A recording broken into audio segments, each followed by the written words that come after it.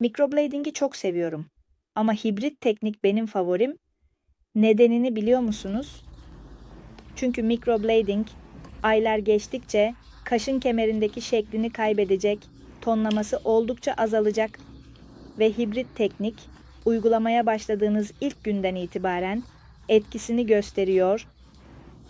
İyi çerçevelenmiş o kaş arku bir kadının bakışını oldukça vurgulamasına yardımcı olur.